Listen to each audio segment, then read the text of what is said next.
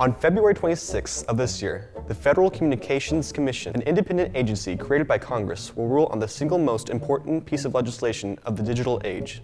Of course, I'm speaking about open internet, or net neutrality.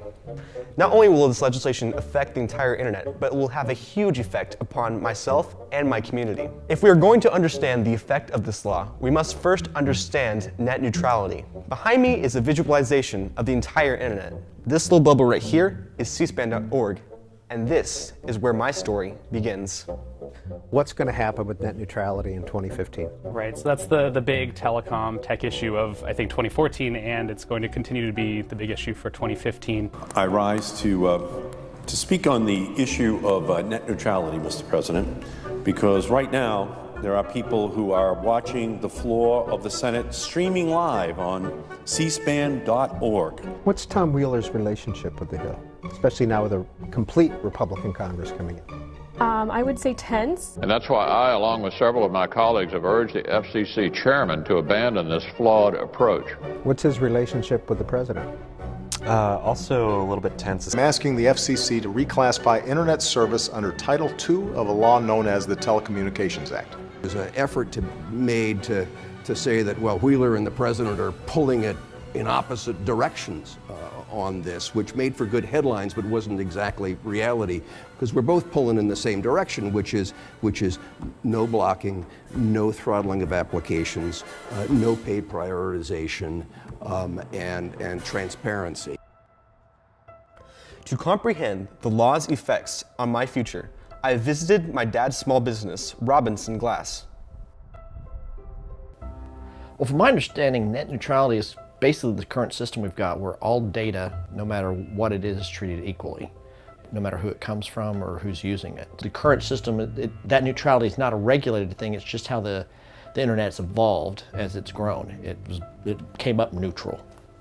And I think that's part of my concern about the whole issue, is that there are people trying to get rid of the net neutrality that has naturally been part of the internet.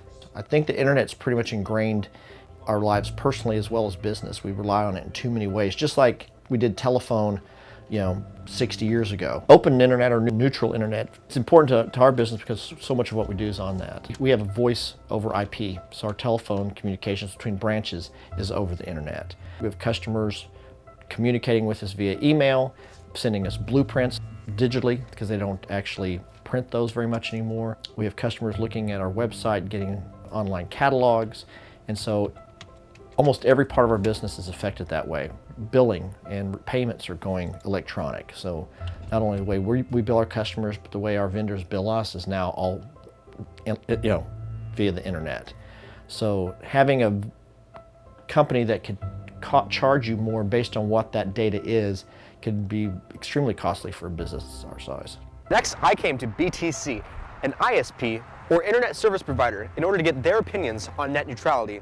Network neutrality is really a bit of a hornet's nest, because it can be used for political reasons and mean different things to different people.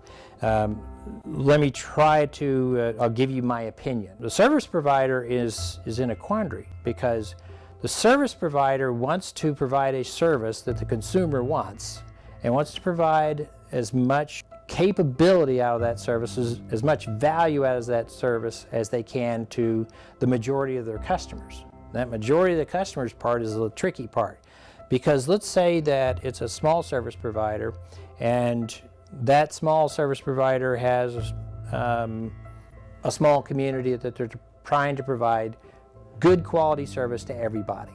In order to provide good quality service for everybody, you need to make sure that one or two individuals aren't hogging the entire bandwidth that's available for the whole community to consume.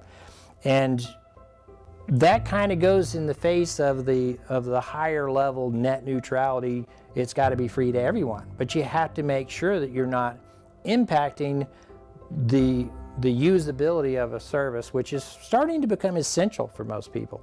From a government standpoint, I think the government would lend to want to try to force certain things to happen. But if a service provider who is trying to run a business can't afford to do what is being requested of it, then it's going to go out of business.